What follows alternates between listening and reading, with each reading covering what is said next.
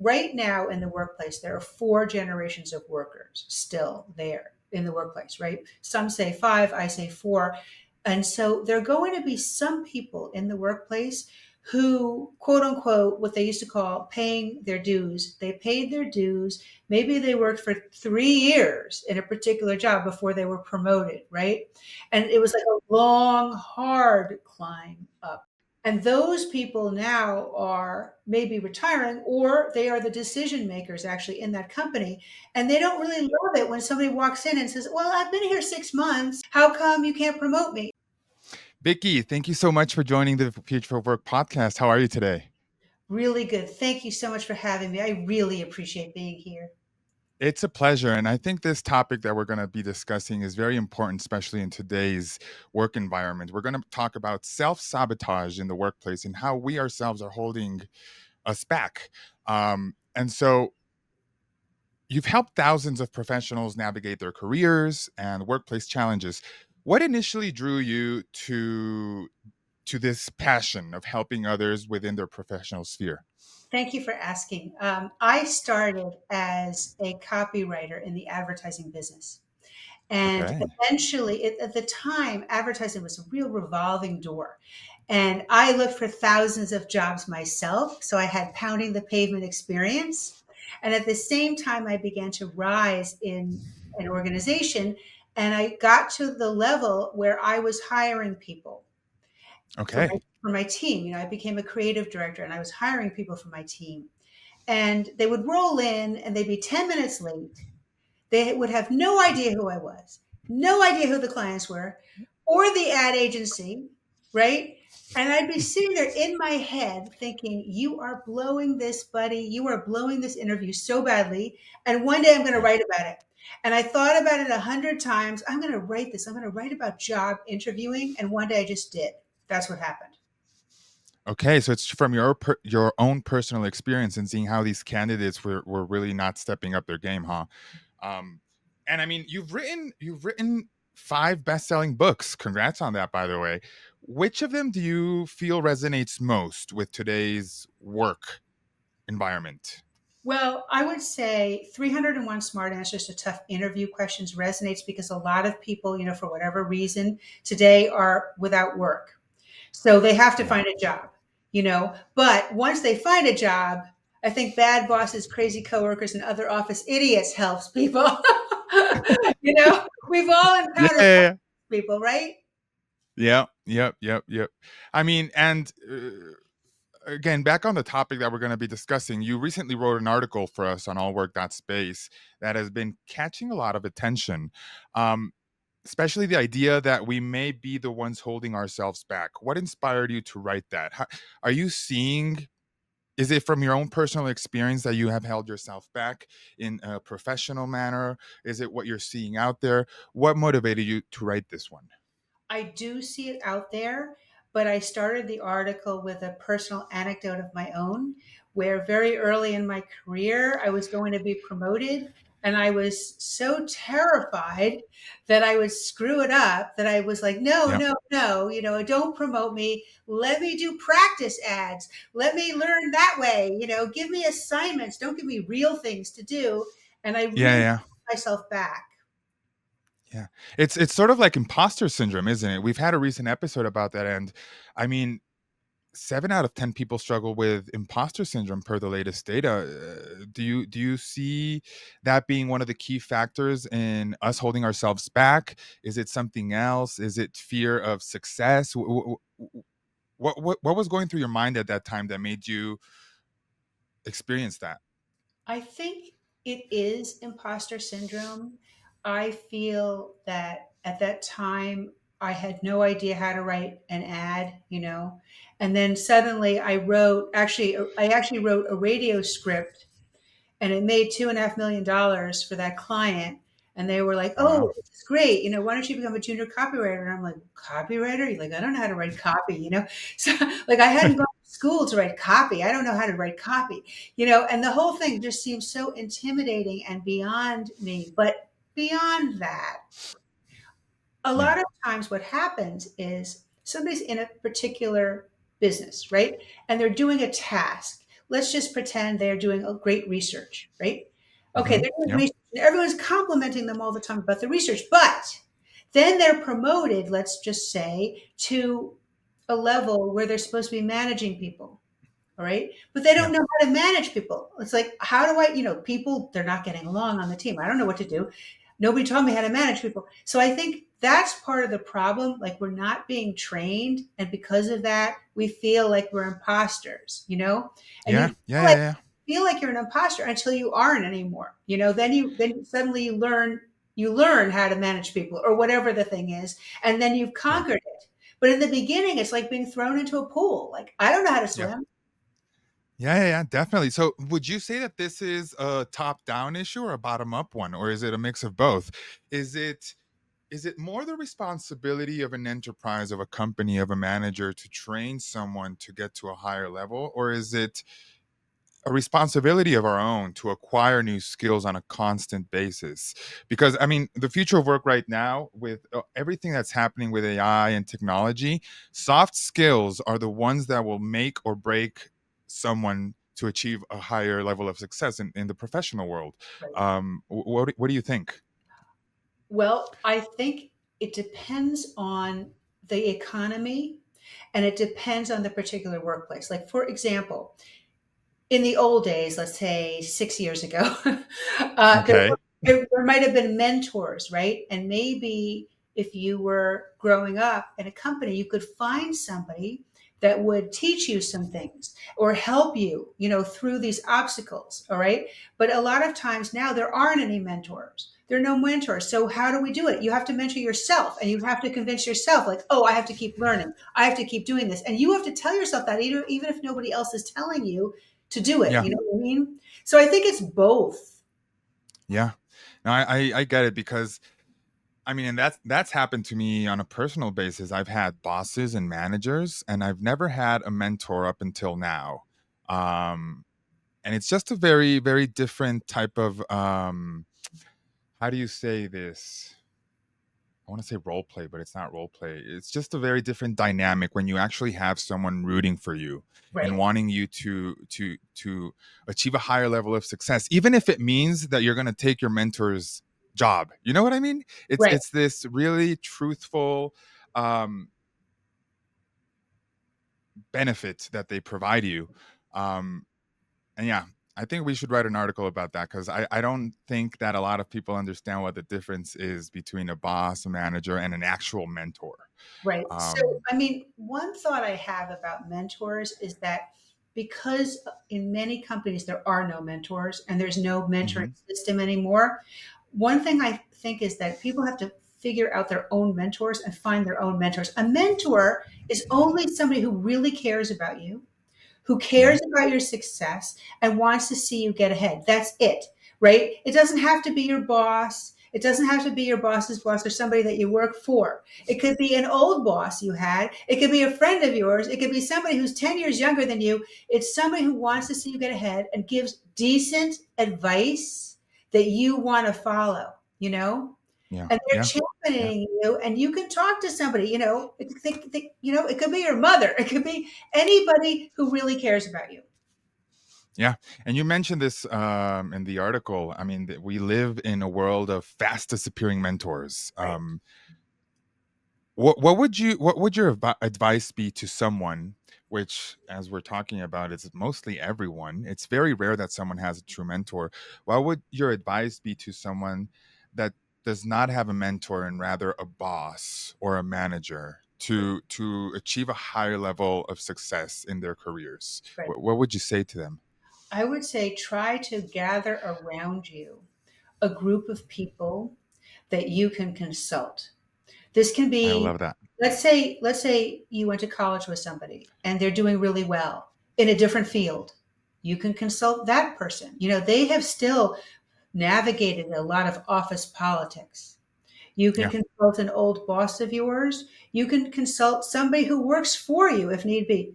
It doesn't really matter. The point is to find great advice and then to follow that advice.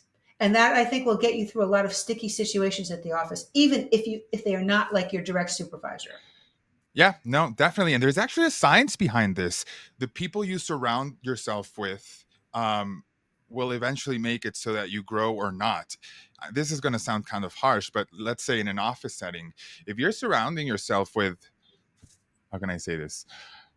I wanted to say losers, but if you're surrounding yourself with, I said it, but if you're surrounding yourself with the complainers, the ones that are always trying to revolutionize with no actual meaning, you're just going to stay there. And like you said, you got to surround yourself with the ones that have the most experience, with the ones that will actually engage your mind and change your mindset if you don't have a mentor. And if you have a mentor, well, then you're good, right? I mean, Right. And, it's, they need to champion your success. A yeah, mentor can't be a frenemy. They cannot be taking pride in your downfall. They have to want you to move ahead. yeah, yeah. Um, so you mentioned seven self-destructive tendencies that usually we end up falling in, if you will. The first one is imposter syndrome, which we've briefly covered, and we'll link in our episode page more information about this because I think this is a very, very unique topic, and I believe that everyone is struggling with this right now. I myself will admit that I am a victim, if you will. I don't want to play the victim, but of imposter syndrome. It's happening. It happens to me every day. Can I really do this? Why was I put here? Etc. Etc. But the second one really caught my eye, and it's fragility.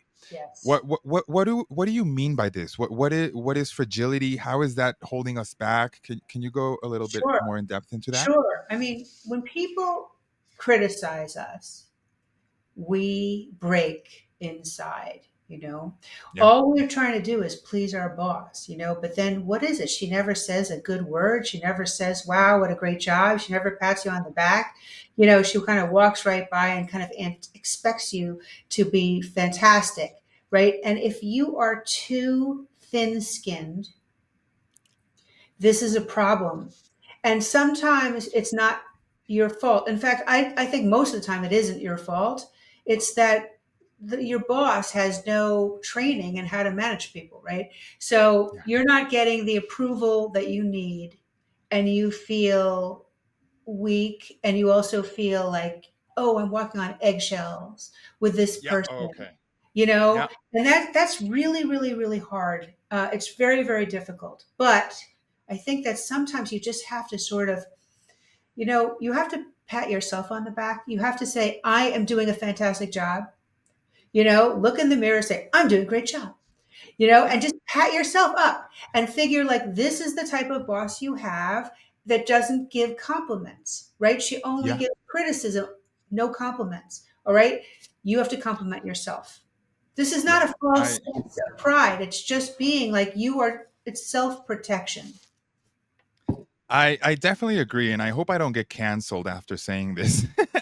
But I believe that, I mean, I'm a millennial and an old one, so I'm an old millennial, and I'm sorry, but I think today's workforce, which is fast growing Gen Z and Alpha is coming in, they're just a little bit too fragile. They are seeking that constant approval, and it's like you said, and there's actually data to prove this. Um, Companies tend to not want to hire certain profiles because it makes the office environment or the team environment feel like they have to walk on eggshells, like you said. Um, would you agree? Do you have any thoughts on that? Maybe that's my own personal Yeah. opinion, but I think today's workforce is just very, very fragile, and I They're don't think they're fragile. going to They're fragile. advance. They're fragile. And, I think it has to do with the way it all comes down in the end to like how you were raised, and a lot of people today, like they get awards for participation. You know, this is like, okay, but in the old days, right? You just had to go to school. You got Mm-hmm. no Mm-hmm. award for participation. You just had to be there, right? And if you took too many sick Yeah. days, that was a problem. It's just, if you're constantly rewarded and receiving like awards and citations for something that's just, you should be there. Half of Yeah. life is growing up, right? So I think that's part of it. It's that they're used to being complimented a lot and given like a lot of false praise, right? And then they Yeah. get into an environment where they're not getting as much praise, and it's confusing. Yeah. But a lot of self-talk and just knowing when you yourself have done a fantastic job goes a long way to building confidence. Like the confidence has to come from inside you, not Yeah. really from what other people give you. Yeah. Definitely. I definitely agree. Um, so imposter syndrome, fragility, tech, tech Ah, anxiety. oh, I mean, yes, I suffer from anxiety just on a general basis. But the tech, if you add technology in there, it's a daily thing. I mean, every day technology is just one step ahead of us. It's hard to keep up in any industry, I would say, especially now with AI. Right? What? How can how can we not be held back because of the advancements of tech? I love this one quote, which I forgot who this is from, but and I really live up to this one because I believe in today's world, people are just so scared of AI because they think AI is going to take their job, right? right, AI will automate a lot of jobs, but it will create more, right? right, If a million jobs are taken by AI, that will create 2 million more because there's always this need of human supervision, at least of AI. But AI itself is not going to take your job. Someone who understands AI and leverages AI will take your job. right. What do you think? I agree with you. I absolutely, well, first of all, I mean, even today on this podcast, there was a little bit of tech anxiety right in the beginning of this Yeah, podcast. yeah, Right? yeah, yeah. Something was, I mean, when I hopped on too, like there was a little bit of a glitch or whatever, and you're like, oh my gosh, and it is true that technology advances so fast, right? And you're Yeah, in a job and you learn one set of protocols, and then suddenly it's like a new system and you have to learn all new protocols. And it's very, very anxiety producing. And, for middle manager, very, but also at the top, they have to keep their people like always learning, always learning, always learning. And just that thing yeah, where you always have to jump higher and higher and higher and higher just to do the same job you were doing yesterday. It does create a lot of anxiety. So I would say there's a couple of ways you can approach, like strategies people can use. I mean, one okay, strategy, one strategy is to just keep learning. And I think in today's environment, that's probably the smartest strategy. Keep learning. If you're doing WordPress today and then a new WordPress system comes on, learn it. yep, Take the yeah, yeah, time. And it always is at the worst possible time, too. That's the other problem with it. Like, let's say you say, okay, I'm not going to learn it today, but I'm going to learn it 2 weeks from today. Well, 2 weeks from today, everything that like the shit is hitting the fan, clients are screaming, projects are falling through. And then you're like, okay, I'm going to do it 3 weeks from today, and yeah, you just keep pushing it down, right? And then suddenly there's a day where you absolutely have to learn it because it just won't work, period, right? yeah, So I think the best strategy is to make appointments with yourself to learn the new tech. That's obviously the smartest strategy. But if you are still kind of a Luddite and you really just can't even deal with it, the other way to do it is probably to surround yourself with experts exactly, who will. exactly. Try to find people who are strong in the areas that you are weak in. Yes, yes, yes. I definitely agree. And this might not apply to everyone in an office setting, maybe, but if you're a remote worker like me, Right. it sometimes it gets lonely, right? And I made it my mission to go inquire and join a co-working space because I want to surround myself potentially with people in my same industry, people that will teach me new Smart. things, that I could teach new things to. There's always a way, right? And even I won't mention any brands, but there are online courses for like $5. You can Right. get a certificate and you can learn something for $5 for an hour, Right. it really is possible. It's just like you said, setting this time with yourself Right. to Right. actually do it. Right now, I'm I trying to learn Photoshop. I'm trying to learn There you Photoshop. go. I'm There you so go. basic in it, and I want to learn more of it and be better at it. So I put Yeah. aside like an hour or two, like every Friday, and I sit down, and I go to like tutorials that they have and like exercises that it gives me, and sometimes I bring people along with me, to learn with me. It's very helpful. Just set the time and say, I have to do this. I definitely agree. I do the same, but on a Saturday morning. I Okay. get my computer, I go to the nearest cafe, have a little brunch with myself, and I do something. Right. Either the next chapter of my current course, or Right. I'm looking at other courses, whatever it is. But Right. setting that time aside, like you said, is very important. And switching a little bit off of tech, the, the workplace today rewards confidence, right? We need to be confident in Right. what we do, but you warn about pride and Yes. impatience. How can we find that line between assertiveness and sabotage? And I'll give one quick example. Definitely. And I've read there's these young students, soon to be professionals, that join these elite schools and think that because they've joined these schools they will graduate and get a job, and just because I went to this school or this Right. school. And it Right. turns out it's not true. It's actually quite the opposite nowadays. uh, is this somehow what you're talking about with pride and impatience? What do you mean? Well, I mean, there's a couple of issues. Like right now in the workplace, there are four generations of workers still there in the workplace, right? Some say five, I say four. And so there are going to be some people in the workplace who, quote unquote, what they used to call paying their dues. They paid their dues. Maybe they worked for 3 years in a particular job before they were promoted, right? And it was Hmm. like a long, hard climb up, you know? Yeah. And those people now are maybe retiring, or they are the decision makers actually in that company. And they don't really Yep. love it when somebody walks in and says, well, I've been here 6 months, how come you can't promote me? So one issue is that all the generations in the workplace, and so somebody older is going to look at somebody very impatiently. They're going to say, well, wait a second, I paid my dues and you are not paying your dues, So there's Yeah. that factor. There's that factor. But beyond that, there's also, I would just say, how the company is doing. So if a company is doing well, it means they're bringing on new people, their promotions are happening, they're in a hiring mode. And if a company is like in retraction, they're maybe letting people go or firing people and they're retracting. So some of Yeah. it also has to do with just timing, just pure and simple timing. When you go in to ask your boss for a raise, is your company doing well that afternoon, or is the company retracting? Have they just fired 20 people?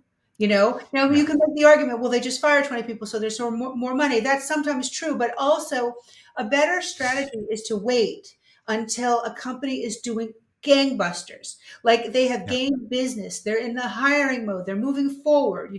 That is a good time to ask for a raise. A bad time is when they're not. So if you keep going in every 3 months and saying, well, now I've been here like 8 months, I want to raise. Now I've been here 10 months, I want to raise. You come off as like nagging. And instead of Hmm. a person that's solving a problem, you're becoming a problem. Your nagging is Yeah. problematical. So Yeah. Yeah.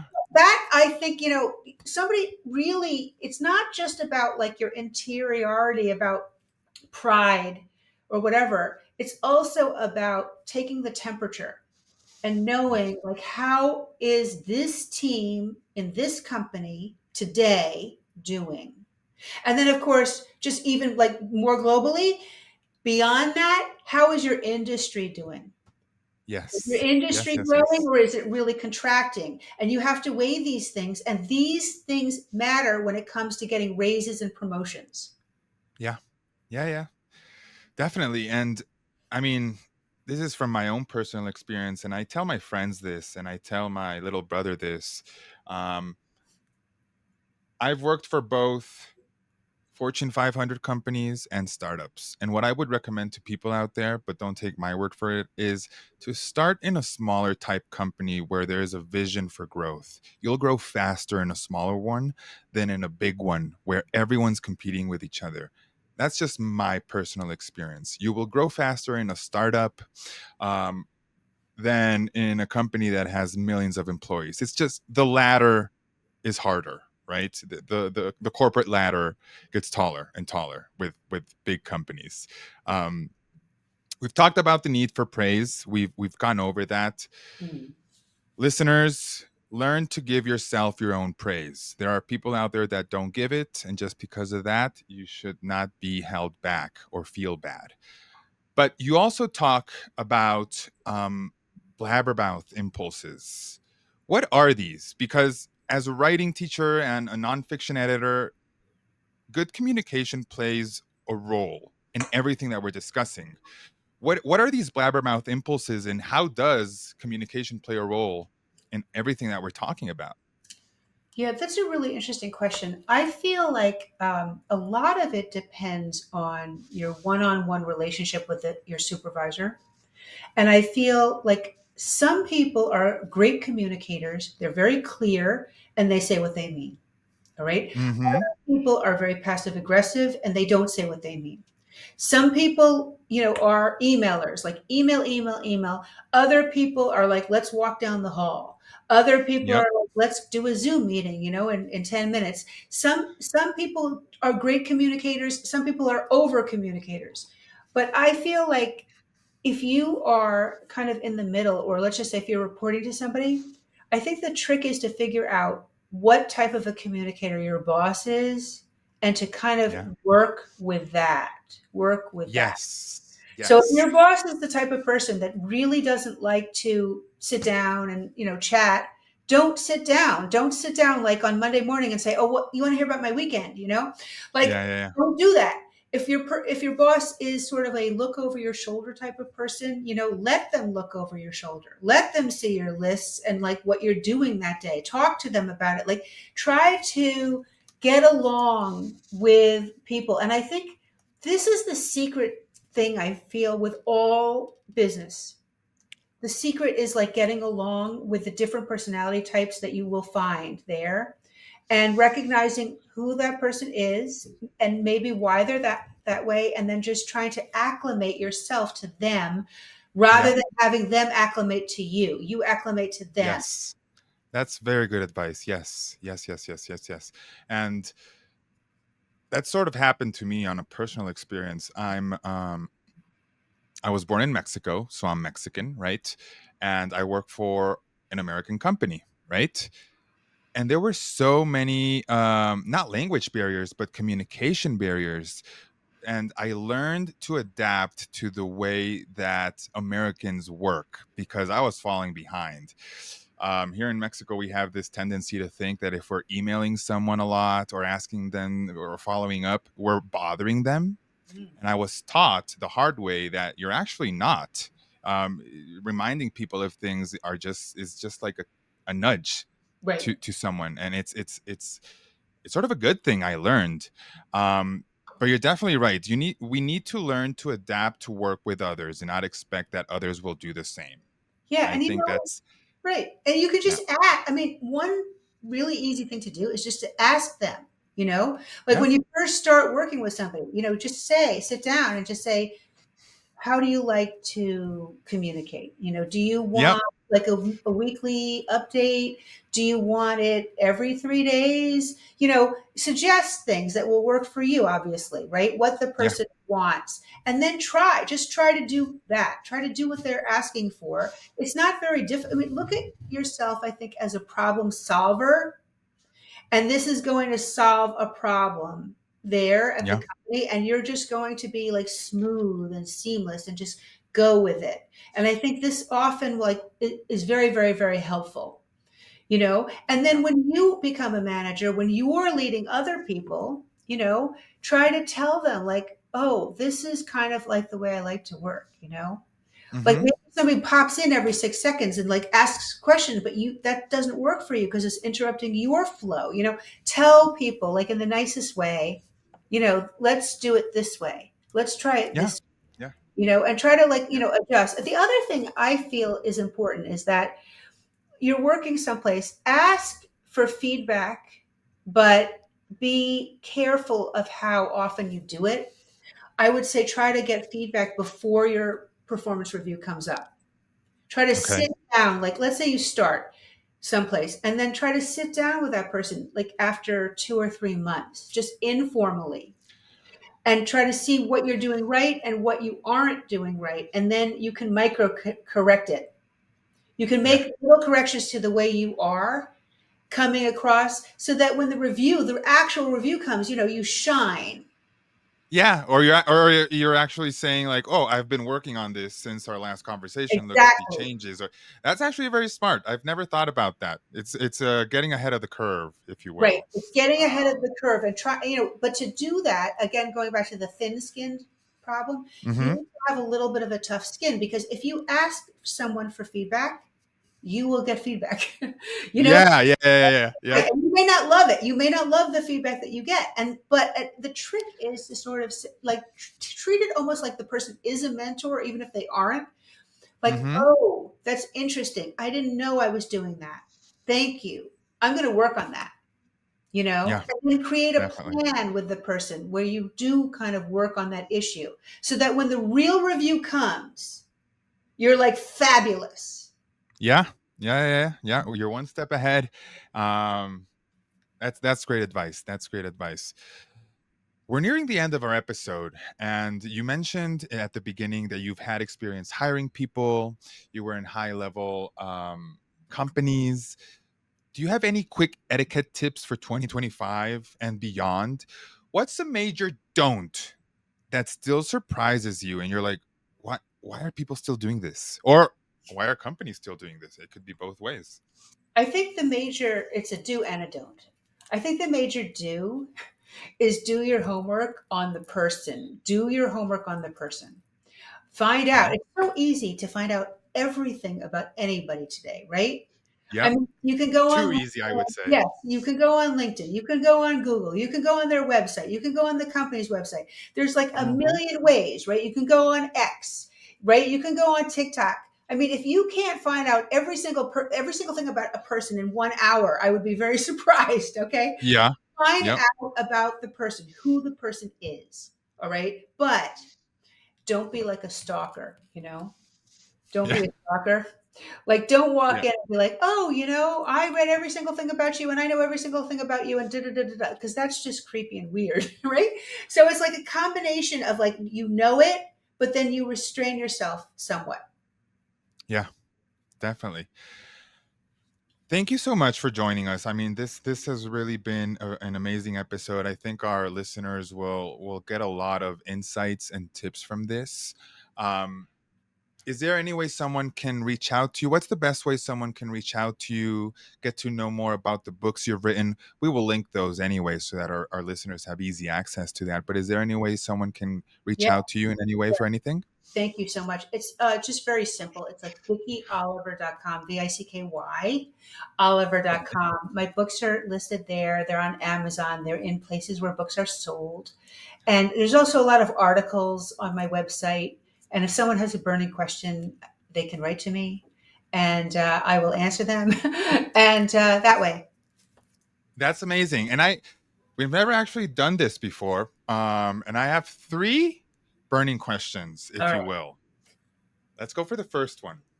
What do you think is the biggest career myth you'd like to bust? Okay. Follow your passion. That's the biggest Okay. career myth, because your So passion. don't follow your passion, is what you're Yeah, saying. you can follow it, but you also have to make money, right? Otherwise, Yeah. you know what I mean? You Yeah. can't follow your passion living in a tent on the street, right? You need to be able to sustain yourself. However, Yes. it is that you do that, you have to make a little bit of money in addition to following your passion. You can't just follow your passion unless it pays Yeah. well. Yeah. Exactly. And when I was reading this burning question out loud, I was trying to think myself, what is the biggest one I'd like to bust? And I think that one, I think I second you on that one. I know a lot of people that follow their dreams Right. and want to make a living off their dreams, follow their passion, and that's all great. But if everyone did that, everyone would be living the dream. So it's not true. It's not real. It might be for 0.05% of the people, but I definitely agree. And you need money to follow your passion. You need So money to follow your passion, and there's no shame in following your passion as a hobby either. yes, Yeah. at least at the beginning, At least at follow the your passion as a hobby right. while you're still making money some other way, and then at some point in time, both will come. I Yeah. mean, Yeah. yes, You have to keep body and soul together. yes. What do you think is second question? What do you think is the most underrated workplace skill in 2025? Okay, I hate to say this, but probably technology is because people Okay. look at it as like, oh, you have to do it, oh. But the truth is, as we described, it's like you're always learning. So actually, it's a fantastic skill to have, and I think people who don't have it underrated. Yeah, I agree. And in the case of AI, I know a lot of people that know how to use AI, but to make these like funny images and stuff, like learn AI to get ahead. To stop Right. playing around, and AI is technology, so yes. And this last one, maybe this will be a hard one, but is there a book other than your own that everyone should read? Which would it be? So this goes back to the 1930s. Okay, wow. I think Dale Carnegie, How to Win Friends and Influence People, is a must read. I just think Okay. that you learn a lot about dealing with criticism, maybe withholding some criticism, and I think about yourself as you read the book. Awesome. I'm actually going to look into that one because just the title Yeah. really, really stood out. Vicky, thank you so much again for joining us. I really appreciate you coming and joining us on the Future of Work podcast. And I hope we get to chat again soon. Thank you so much for having me. It was a great conversation, and I'm very happy to be here. I loved it as well. And I was very, very nervous at the beginning, as always, but this just was an amazing conversation. And I'm really grateful to you. Thank you so much. And enjoy the rest of your day, and we'll meet soon. Okay, thank you. Thank you. If it's impacting the future of work, it's in the Future of Work podcast by allwork.space.